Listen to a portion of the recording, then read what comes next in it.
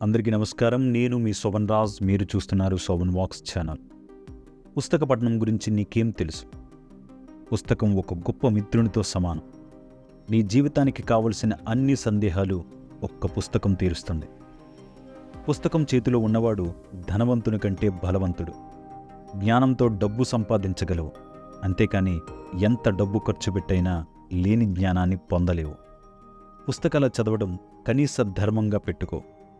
అపారమైన జ్ఞానాన్ని అందించే పుస్తకం నీకు నేస్తం, అదే నీకు సమస్తం.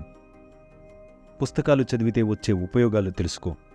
పుస్తక పఠనం గురించి గొప్పవాళ్ళు చెప్పిన మాటలు తలుచుకో. తనకి ఉరివేసే క్షణం ముందు వరకు పుస్తక పఠనం చేస్తూ ఉన్న ఒక గొప్ప వ్యక్తి భగత్ సింగ్. మరిచిపోకుండా నా సమాధిపైన రాయండి, ఇక్కడ పుస్తకాల పురుగు శాశ్వత నిద్రలో ఉంది అని గొప్పగా చెప్పుకున్న వ్యక్తే బెర్ట్రాండ్ రస్సెల్. మానవుడు సృష్టించిన వాటిలో గొప్పది ఏది అన్నప్పుడు కొంచెం కూడా ఆలోచించకుండా పుస్తకం అని చెబుతాను అన్నారు ఆల్బర్ట్ ఐన్స్టీన్.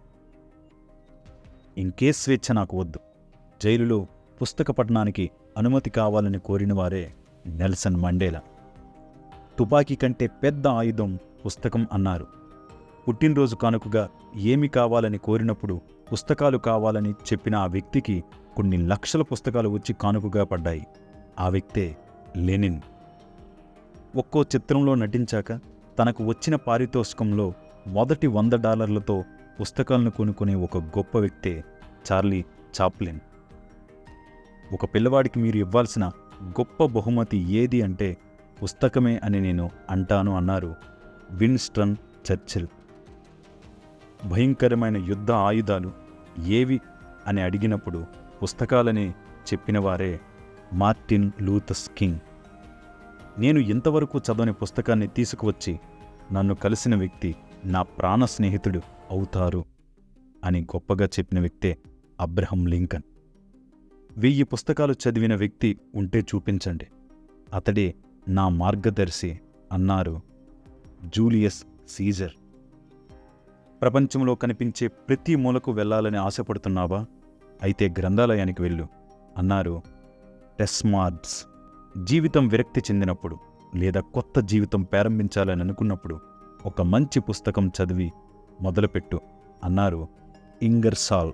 వ్యాయామం ఎలా శరీరానికి ఆరోగ్యమో అలాగే పుస్తక పఠనం మనసుకు వ్యాయామం లాంటిది, అదే ఆరోగ్యాన్ని ఇస్తుంది అన్నారు సిగ్మండ్ ఫ్రాయిడ్. పుస్తక పఠనం అలవాటు ఉన్న వ్యక్తికి పరిపూర్ణమైన మనిషిగా ఈ సమాజం గౌరవిస్తుంది. దయచేసి పుస్తకాలను చదవడం అలవాటు చేసుకోండి. సంపూర్ణమైన జ్ఞానాన్ని పొంది పరిపూర్ణమైన జీవితాన్ని ఆనందించండి. Thank you very much.